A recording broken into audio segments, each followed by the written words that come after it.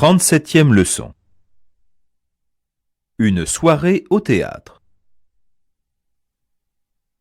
Jean et Marie-Claude vont au théâtre pour voir une pièce qui s'appelle « L'amour, toujours l'amour ». Ils arrivent au théâtre à 8h15, un quart d'heure avant le lever du rideau. Ils trouvent leur place et s'installent. La pièce commence. 2 comédiens entrent en scène. Je t'aime, Gisèle. Tu m'entends? Je t'aime. Ah bon? Mais moi je ne t'aime pas. J'aime Pierre, Pourquoi? parce qu'il me donne des bijoux.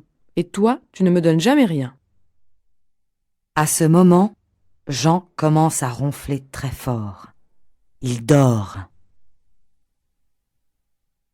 Un vieux proverbe dit « Dieu aide les fous, les ivrognes et les amoureux ». Exercice.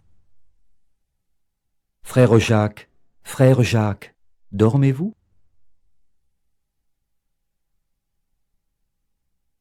À quelle heure vous levez-vous le matin?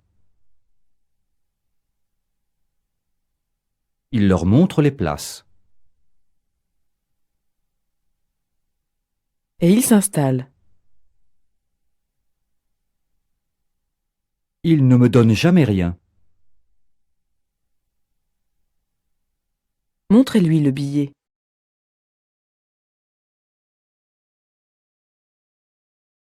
Trois, à l'Office du tourisme. C'est le 14 juillet demain. Qu'est-ce qui se passe dans la ville? Il y a un défilé qui commence vers 18h. Le défilé part d'où? Par où est-ce qu'il passe? Alors il passe par les grandes avenues de la ville. Le point de départ est place Colbert et le point d'arrivée est devant le château. Ensuite, il y a un feu d'artifice, bien sûr.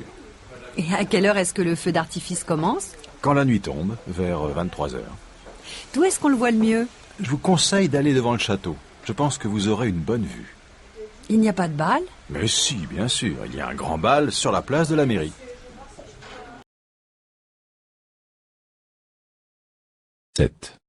Photo de famille.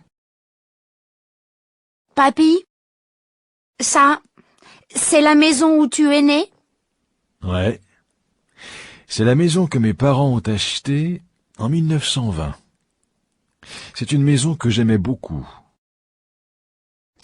Là, tu vois, c'est la chambre où je dormais. Regarde cette voiture, elle est drôle. Oui, pour maintenant, elle est bizarre. C'est la voiture que mon oncle Roger avait achetée et qu'il prenait pour venir nous voir. Et le monsieur, là, c'est qui? C'est mon autre oncle, Paul. Tu sais, c'est l'oncle qui est parti en Australie et qui a fait fortune là-bas. J'aimais beaucoup cet homme qui aimait l'aventure. Et cette photo, qu'est-ce que c'est? C'est la fête qui a été organisée quand mon père a pris sa retraite. Là, c'est un ami de mon père qui a apporté tous les cadeaux. Je me souviens très bien de lui. Cet homme, qui avait une énorme moustache, avait aussi une grosse voix qui me faisait peur. Pourtant, il était très gentil. Et cette dame-là? Cette dame, c'est ma tante Victoire qui m'a emmené pour la première fois de ma vie à Paris. J'ai un très bon souvenir de ce voyage qui a été extraordinaire pour moi. Imagine, un petit garçon qui n'avait jamais quitté sa campagne, qui vivait au milieu de la ferme avec les vaches et les canards. Waouh! Tu avais quel âge, papy? Ah, regarde, c'est marqué. 1949. Ah oui, c'est l'année où je suis allé à Paris avec ma tante. J'avais 10 ans. Regarde cette photo. C'est l'hôtel où nous sommes allés. Je crois qu'il n'existe plus maintenant. Et ce bébé-là, c'est papa? Mais non, mon garçon. Ce bébé, c'est l'oncle Paul, que tu as vu sur l'autre photo.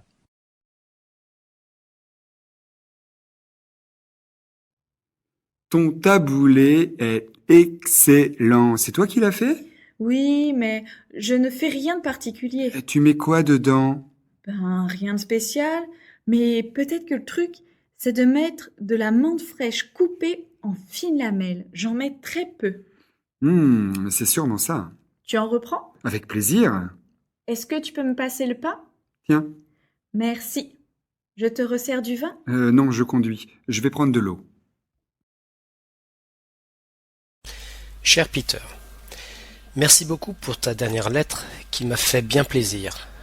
Je vais tenter de répondre à tes questions et de te donner quelques conseils. Tu me demandes comment faire pour améliorer ton français et pouvoir parler couramment.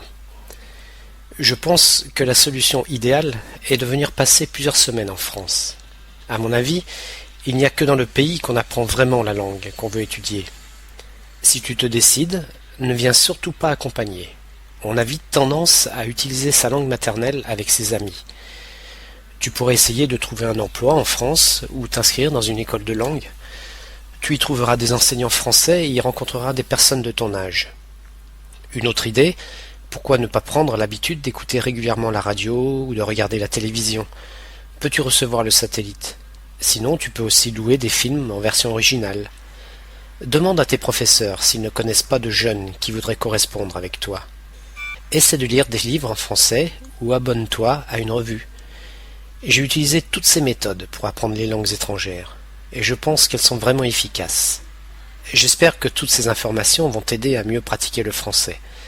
Si tu viens en France, il y a une très bonne école à Bordeaux et je serai très heureux de t'héberger car il te faut une famille d'accueil française, bien sûr. Je te souhaite bonne chance et bon courage pour tes recherches. Bien amicalement, Serge. 30e leçon. Chez Monsieur Duclos. L'appartement de Monsieur Duclos est composé de 2 pièces, d'une cuisine et d'une salle de bain. Il se trouve dans un vieil immeuble dans la banlieue parisienne. Il y a 6 étages et une concierge. Monsieur Duclos vous ouvre la porte et vous arrivez dans l'entrée. À droite, il y a la cuisine et à côté, la salle de bain. Plus loin, on voit la pièce principale, le salon, qui est meublé avec beaucoup de goût. Il y a 2 beaux fauteuils et un canapé confortable. Au milieu de la pièce, il y a une table basse. Les fenêtres du salon donnent sur une petite cour. Exercice. Ils habitent un vieil immeuble dans la banlieue parisienne.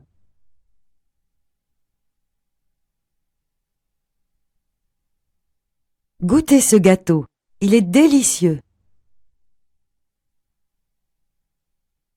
Il y a un salon, une chambre et une salle à manger.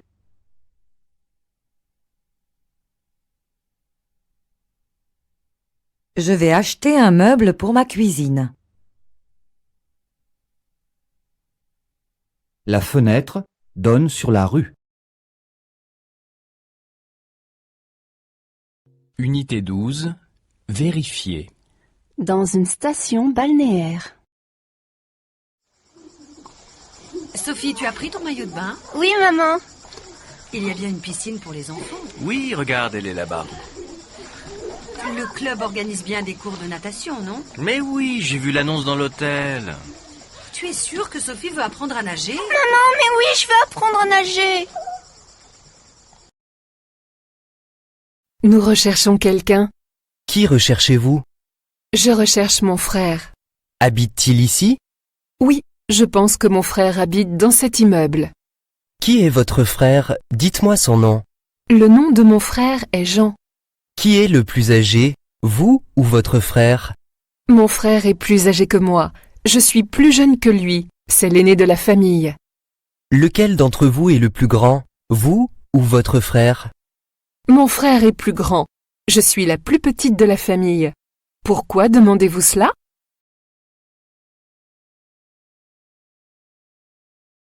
Je veux que la petite amie de mon frère rentre à la maison et trouve Isabelle dans leur lit.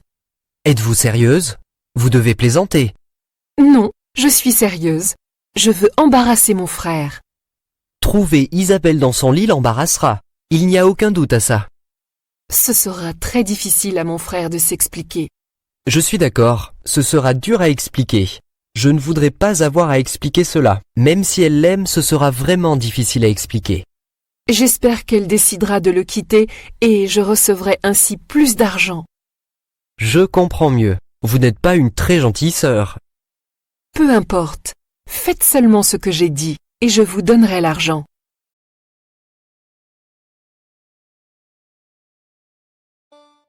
Jérôme, tu peux m'aider s'il te plaît? Oui, un problème? Je n'arrive pas à visionner cette vidéo. Fais voir. C'est quoi ce truc? Je ne sais pas trop. On m'a dit que ça fonctionnerait avec ce vieux magnétoscope. Attends, oui, mais tu ne l'as pas connecté à la télé. Tu dois le relier avec ce câble, et ensuite tu appuies sur cette touche. Et voilà. Et après, tu allumes la machine, tu mets la cassette, et tu appuies sur lecture. Et normalement, ça devrait marcher. Tu dois faire quoi avec ça? Eh bien, on m'a demandé de numériser tous ces vieux films. Je crois que ce sont les images d'archives de l'entreprise. Eh bien, je te souhaite bon courage. En tout cas, merci, tu m'as sauvé la vie. N'exagérons rien. Allez, à plus tard. Salut!